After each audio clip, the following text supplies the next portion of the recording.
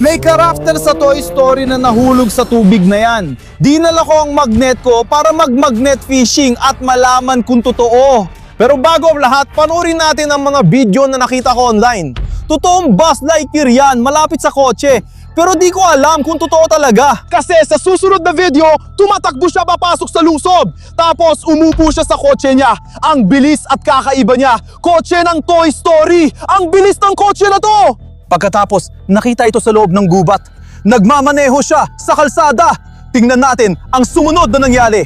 Ang mabilis na kotse ng Toy Story kasama si Buzz Lightyear ay nahulog sa tubig. Di ko sure kung totoo ang mga TikTok na ito pero parang may kumapit yata sa magnet ko. Makikita rin natin ang mga bulang lumalabas sa tubig. Tingnan natin ang nakuha natin. Oo, may nakikita ako. Bakit? May puting lumalabas sa tubig. Grabe mga tol! Ito ay isang napaka-espesyal na Buzz Lightyear backpack. Gumagana ba ito? Kasi dapat may pakpak ito. Sinuot ko na. Subukan natin. Oh! Grabe mga tol! Hindi ako makapaniwala. Ang totoong pakpak ni Buzz Lightyear. Pwede na ako lumipad para sa Toy Story. Oh yeah! Masakit ang ulo ko. Hindi ko pa alam kung totoo o peke. Kasi di naman lumilipad ang mga pakpak na to.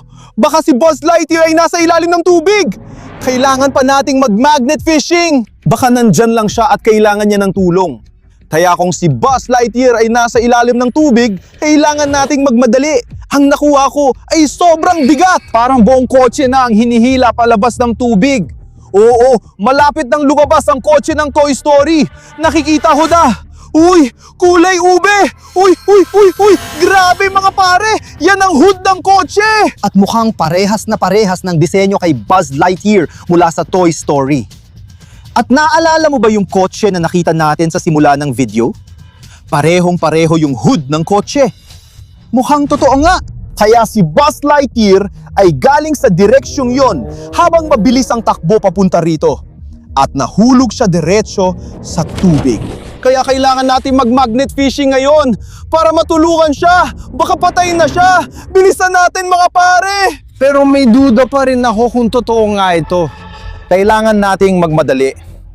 May nararamdaman akong nakadikit sa magnet ko at isa na namang nahanap na may kinalaman sa Toy Story. Ito na mga pare, may nakikita akong puti. Kamay yon ni Buzz Lightyear. Humihingi siya ng tulong at tutulungan ko siya. Teka hindi ito buong Buzz Lightyear. Kamay lang niya ito. Kaya pwede nating isipin na na-off ang kamay ni Buzz Lightyear pagkatapos na aksidente sa kotse. Pero kita natin ang laser dito. Gumagana pa ba ito? Wow!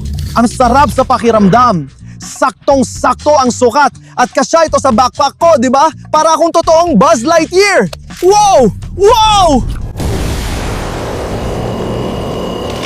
Wow! Wow! Lightyear! Wow! Grabe! Totoo pala to! Hindi to peke! Nabali ko lang yung puno, kaya medyo delikado yon. Pero paano nangyari yon?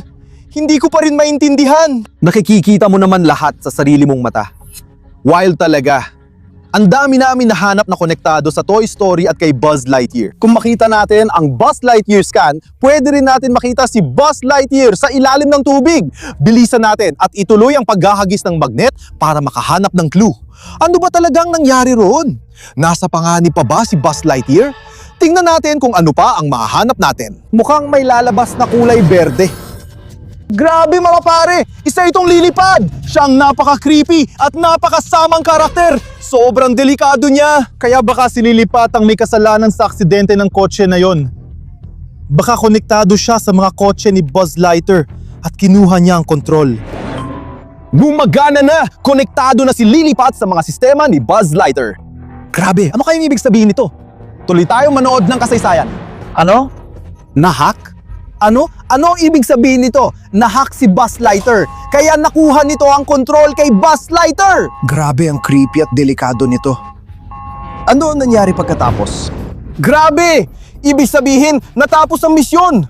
Oo, si Lilipat ang gumawa ng lahat ng yon. Kinuha niya ang kontrol ng kotse ni Buzz Lightyear. Masama ito, Pat! Kailangan nating magmadali iligtas si Buzz Lightyear. Itapon mo ang magnet. Buzz Lightyear, hintayin mo kami. Ililigtas ka namin gamit ang magnet. Sige, baka kaya nating hilahin ang buong kotse. Pero sobrang bigat ng kotse. Sigurado akong may nahila tayo at may nakikita akong bilaw na lumalabas mula sa tubig na may nakasulat na Toy Story, mga kaibigan. Hindi kapanipaniwala ito. Tingnan natin ang laman nito. Maaaring may pahiwatig tungkol sa aksidente ng kotse ni Buzz Lightyear. Baka nasa loob ng kotse niya sa ilalim ng tubig ang kahon ng laruan. Suriin natin kung ano ang laman. Wow! Grabe! Ang daming laruan dito! Grabe, ang creepy nito. Ang weird talaga. Pero laruan din ito mula sa Toy Story. Pero ito, grabe, Master Tubes. Ang bait niya! Galing! Pero guys, natatakpan siya ng tae. Oo, totoong tae talaga yon. Siguro nakita niya kung ano ang nangyari sa ilalim ng tubig. At oo nga, si Mr. Piggy. At dapat may pera sa loob. Tignan mo sila, ang astig nila, ang gaganda nila, lalo na si Mr. Tube. Guys, huwag kalimutang ilagay sa comments ang paborito nyong Toy Story character. Pinaka-paborito ko si Buzz Lightyear. Ikaw, sinong paborito mo? Guys, may alam akong sobrang kakaibang bagay. Tignan niyo yung mga laruan na yon.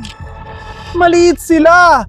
Pero ang mga gamit ni Buzz Lightyear ay sobrang laki. Kaya nakita natin si Buzz Lightyear na parang totoong tao, parang buhay, parang lalaki. Medyo kakaiba yon. Peke pa rin ba yon? Dito lang tayo naghahagis sa isang lugar. Pero tignan mo yung tubig na yon. Ang laki! Tumingin-tingin tayo at maghanap ng mga palatandaan para maintindihan kung totoo ba talaga ito o kung ano lang ito. Buzz Lightyear! Woody! Sino man dyan? Mr. Tubes! Natakpan na siya ng spoof! Pero teka, ano yun mga pare? Uy, may nakita tayo mga bagay dito. At ito ay isang sombrero ng cowboy. Grabe! Ito ang damit ni Sheriff Footy! Suotin natin! Oo! Kaya yun mga pare, mukha na talaga akong Sheriff Footy, ang best friend ni Buzz Lightyear. Nasa panganib pa rin si Buzz, kaya kailangan nating magmadali. Mga pare, alam ko nandito rin si Sheriff Footy. Hinahanap niya si Buzz Lightyear. Gusto niyang tulungan siya. Pagkatapos, nagdesisyon siyang lumangoy para iligtas si Buzz Lightyear sa ilalim ng tubig. Mga pare, tingnan nyo, may isa pang pinay dito. Ito si Binocular Lenny. Ginagamit ni Woody ito para hanapin kung nasaan si Buzz Lightyear. Kaya si Buzz Lightyear ay nasa malaking panganib. Dapat nating ituloy agad ang investigasyon. Tara na. Sa tingin ko, pagkatapos ng banggaan ng kotse, tumakbo agad dito si Woody matapos i-hack ni Lilipet ang kotse ni Buzz Lightyear. Baka may makita tayong ebidensya dyan. Ituloy lang ang paghahagis ng magnet at pamimingwit gamit ang magnet. Parang may nararamdaman akong kakaiba dito. At tutulungan ni Sheriff Footy ang kanyang matalik na kaibigan, si Buzz Lightyear. At may nakikita akong kulay berde doon. Ano yun? Grabe, nakasulat dito na light. Isang Space Ranger. Grabe, nakakatakot ito.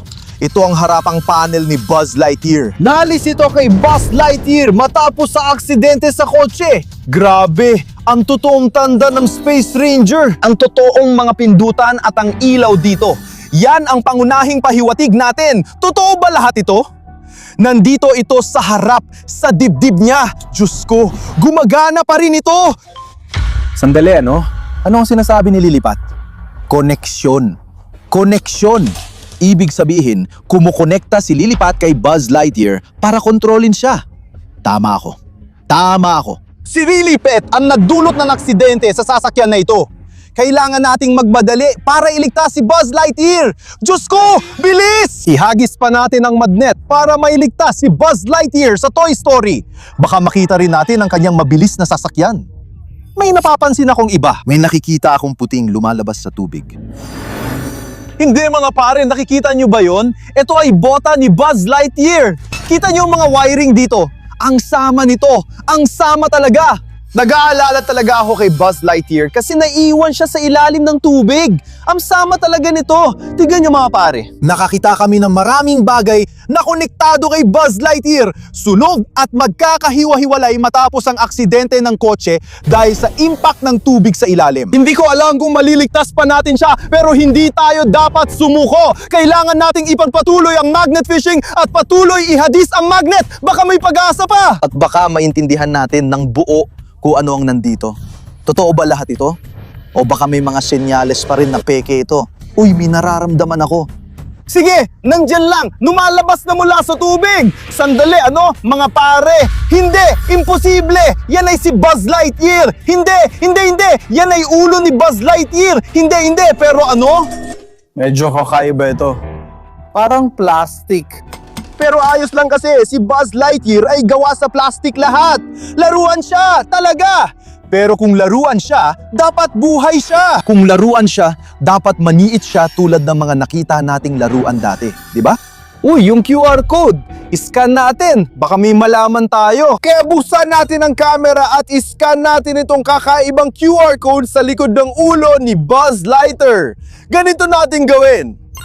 Isa pala itong video. Costume ni Buzz Lightyear? Anong ibig sabihin? Pinakamagandang replika ng laruan tulad ng dati nating nakita. Mga eksklusibong kotse ni Buzz Lightyear. Patalastas lang pala yun. Umorder na yan! Oo, parang tindahan ng talaga yan!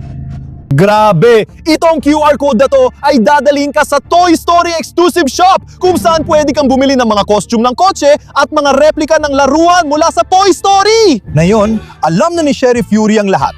Kung nanonood pa kayo, mag-subscribe at i-like ang channel ko. Sasabihin ko rin ang totoong katotohanan.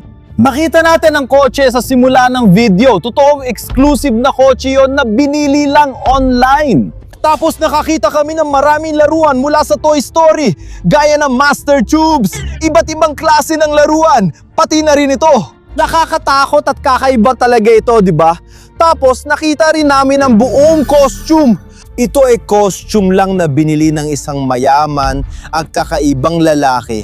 At nagpapanggap siya na parang siya, si Buzz Lightyear. Nagmamaneho siya ng kotse niya ng padalos-dalos, parang baliw, di ba? At may kasama rin siyang kaibigan na naka-cosplay bilang Woody na nakita ko na dati, di ba? Totoo ang lahat ng sitwasyong ito. Pero ang mga laruan at mga costume na ito ay laruan at costume lang. Peke ito! Mga kaibigan, tapos na ang ating magnet fishing investigation. Sana nagustuhan at na-enjoy ninyo ito. Ako, si Slabs Adventures, salamat sa panunood. Huwag kalimutang mag-like at subscribe. Kita-kits ulit. Paalam!